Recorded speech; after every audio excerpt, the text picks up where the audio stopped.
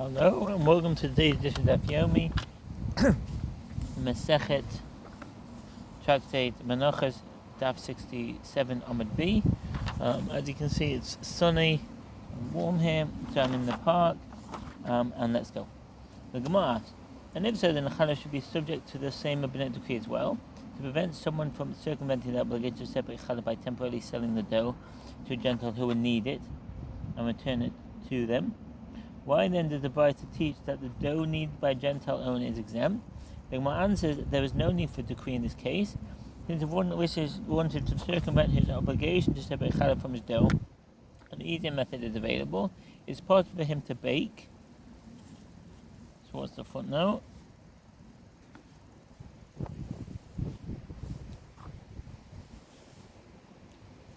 The commentators point out that the Gemara is not suggesting that it's permitted to bake less than the required amount in order to circumvent the obligation to separate Challah. It is merely noting that such an option is possible, and that's from the Torah Yodea 324. Using less than 4/5 of a cup of flour and a bit more. The minimum quantity of dough that is obligated in separating the Challah is derived from the verse, then it shall be that when you eat of the bread of the land, you shall set apart a portion for a gift to the Lord. Numbers 15:19. The sages interpret the phrase of the bread of land as meaning that a small amount of dough is exempt from the requirement of separating Challah, Suta. The minimum amount that is subject to the obligation to separate Challah is that which was used by the Jews in the wilderness, which is the amount of manna that they received at 10 to an eighth in Exodus 16:36. The Tanaim disagree with regard to the calculation of that measure. Some say that it is equal to 1 kav, a dry measure equivalent of between 1 and 2.5 liters. Others claim it is 2 kav. Well, yet another opinion is that it's a kav and a half. As the sages increased Torah by measure by 1/6, it was established that 4/5 of a kav of dough is obligated in Challah. Rabbi Yossi declared that slightly more than the amount is required. The Shabbat 15a, but does not define an exact amount. Some explain that this refers to an additional 1/20th of a kav. Rashi and the Meiri on Shabbat 77b, Tosfos and Erev in 83b. Others say that this is 1/24th of a kav. Ritva on the Erev in 83b, citing the Rabbinic time. Well, yet others claim that Rabbi Yossi means that some amount must be added, however small. They further add that the rabbis agree that this addition is necessary, but as it is so small that they do not feel the need to mention. Ill-taught the Rav Achigon. The minimum amount necessitated to separate the Challah. The Gemara asks, if so, why is there a need for a Rabbinic decree with regard to Terumah and tithes? The obligation to separate Terumah and tithes can also be easily circumvented by acting in accordance with that which Rabbi Shaya,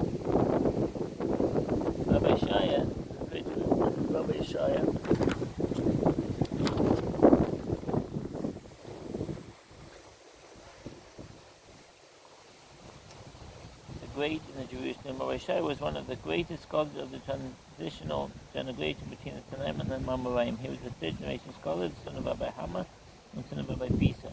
He studied Torah with his father and with Baal Kapara, and went to Rabbi Chia as a disciple colleague. His great work was a ranging collection of precisely worded Braitot, to such an extent that it was said that any Brait did not taught in the schools of Rabbi Chia. And Rabbi Shaya is unreliable. For this reason, he was called the father of the Braita. He was a close associate of the house of the Nasi, and was on especially close terms with Rabbi Yehud and Nissia, land of Rabbi Yehud and Nasi. Nevertheless, Rabbi Shaya himself was poor, which was like Rabbi Shaya founded a yeshiva in Caesarea, which became an important center of Torah study. He had many students, the greatest of whom was Rabbi Yochanan, studied Torah with him for many years. Rabbi Shaya lived a long life, and many of Rabbi Yochanan's students also studied under Rabbi Shaya. In addition to his fame as a Torah scholar, Rabbi Shaya was renowned for his exceptional character and his involvement in providing physical and spiritual assistance to the unfortunate. He apparently possessed expertise in areas of general knowledge as well, as he was occasionally sent by his teacher to explain worldly matters to Gentiles. As it is mentioned in the Jerusalem Talmud, Rabbi Shaya had a son, Rabbi Marinos, who was also a Torah scholar. He continued the good relationship between his family and the house of the Nasi. Suggested Rabbi Shaya says a person can employ artifice to circumvent obligations incumbent upon him when dealing with his grain. One who brings grain into his coil, but before removing the chaff, in order to feed it to his animals, may eat it himself in his courtyard. The reason for this leniency is that the obligation to tithe is not yet in effect with regard to this produce. He is exempt from tithing even if he winnows it a little bit at a time after bringing it to his house. He will maintain that regular consumption is permitted only for animals, and when it comes to human consumption, only casual meals are allowed. A regular meal would require the separation of Terumah and tithes. From the Sefer Divine, Hilchot Maaseh 360, the case of Mishnah about the Shulchan Aruch Day 3184. And exempt himself by bringing it into his kohen in his chaff. Very windy. Similarly, commentators maintain that the artifice permanently removed the obligation to separate Terumah from the grain. Others maintain that it is effective only temporarily. According to the second opinion, if grain is brought into the house and in its chaff and then processed, removed from the house and subsequently reintroduced through the regular entrance, it is now obligated to Terumah and tithes, says Tosfot. But yet other commentators are uncertain about the matter, maybe on Beitza 34b. The later authorities rule in the scenario, and grain does not become obligated again in the Chazon Ish, but the animal may eat from it, and this grain is exempt from Terumah and tithes. Although the obligation to separate Terumah from and to tithe produce that has been fully processed applies even to animal fodder, which permits the feed with animal tithe produce that is not fully processed. Another option of avoiding the obligation of Terumah and tithes is to bring the produce to his house by way of roofs. Derech Gogus, way of roofs. One who wished to employ artifice and exempt his produce from the obligation to separate Terumah and tithes could do so by avoiding bringing the produce into his house through the main gate. Instead, he brought it to the roof, where he could lower the produce into his house by the skylight, which was a central feature of a house in classical antiquity. Furnaces used to heat the house in the winter were often situated underneath the skylight. In the summer, fruit was raised to the skylight and placed on the roof to dry in the sun. And there is a picture here of the remains of a Roman house with the skylight. Wave enclosures. Carpet foot. Derech foot. One of commentaries explained that these enclosures are coils that stood behind houses, which had no one specific use. Sometimes they were used for sowing or planting, while at other times they were served for storage. Due to multiple uses, there was often an open leading from them into the house. This opening was not the main entrance, and therefore produce that entered by an enclosure was not obligated in tithe. There is no definite opinion with regard to the origin of this term and its precise meaning. Some assert that it is derived from the root kuf pei gimel or pei, with an added letter reish and other four-letter roots. The word kafah refers to an area surrounded by some sort of fence, so explain it is an elevated area assigned to city limits.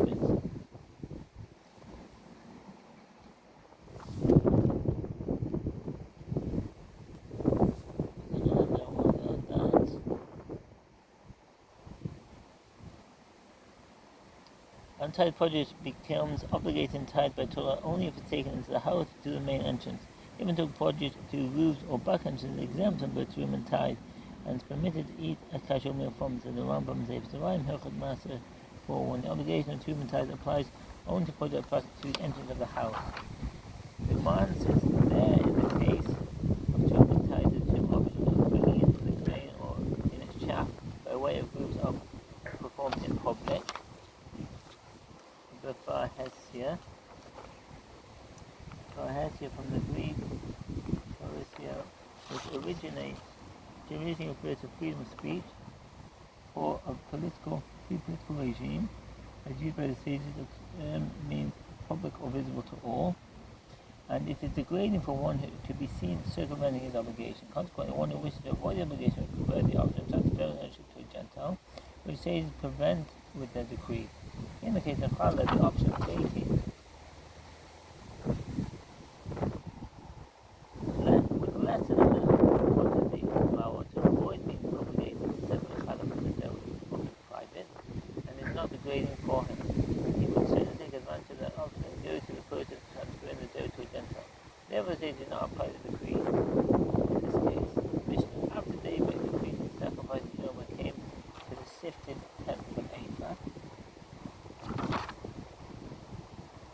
barley grains used for the Omer offering have been ground, and the tenth of an ephah, which ground is not unsifted. Unsifted, and this is the priest takes the tenth of an ephah and mixes it with a log of oil before placing the handful except the way side to side and up and down. He then touches the opposite the edge of the salad first before the altar, and then goes and slices it in the fire. The rest of it is permitted to be eaten by the priest, as in the case of with other meal offerings. 7:12. Place in the vessel, then hand some of this log of oil and place his frankincense on the side of the vessel. The word olive, it literally means upon it, apparently indicates when the oil is placed on the floor. Many commentary questions from Gemara 74b teaches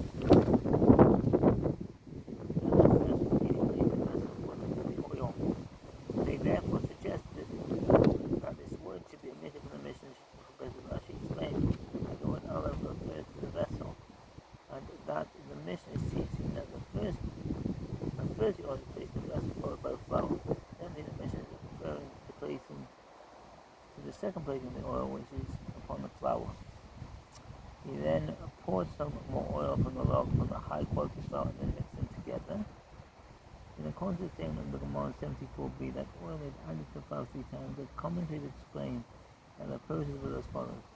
First, oil is put into the vessel, and then flour is placed on top. More oil is placed on that, and the contents are then mixed.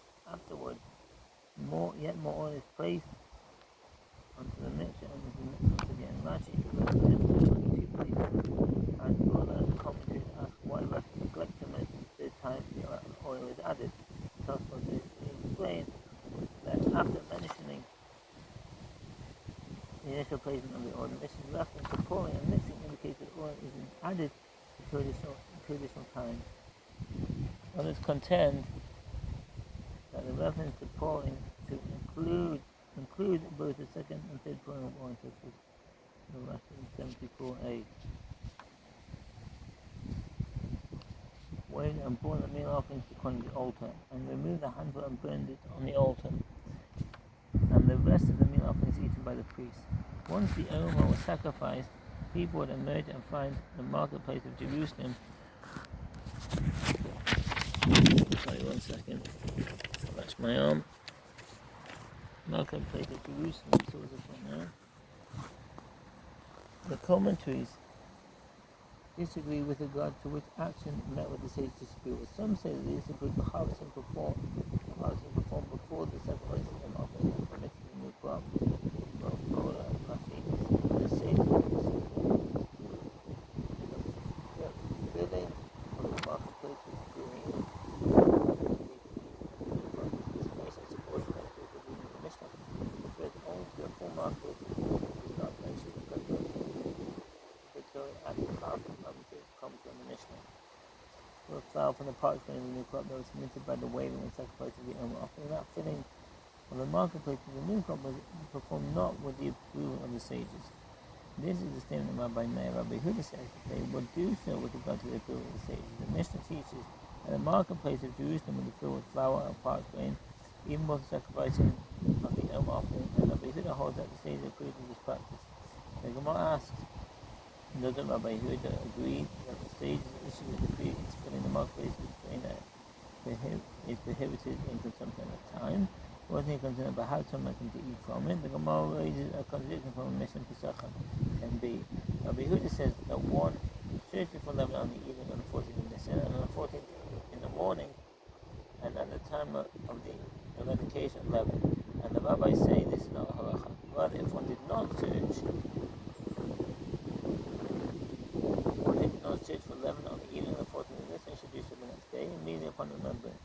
If he did not conduct the search, some say that he should do so during Passover itself, even during a festival day, that is the tithes.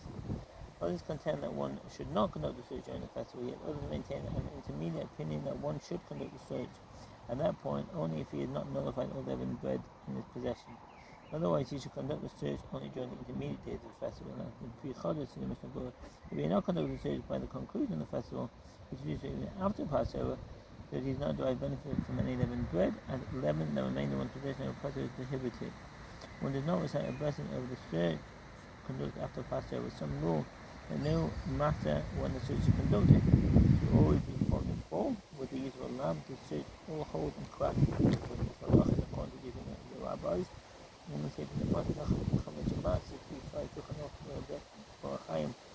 on the 35-1. On even the 14th, you should search on the 14th during the day, but if you did not search on the 14th, you should search during the festival of Passover. Since Rabbi Yehuda is not allowed to search on Passover itself, he has any concern of one who finds witnesses when it comes to eating, the same reason should not apply in the case of the crop. Rabbi says the prohibition is being different for the following reason. That's the end of the Omer. Thank you for listening and all the best. Bye.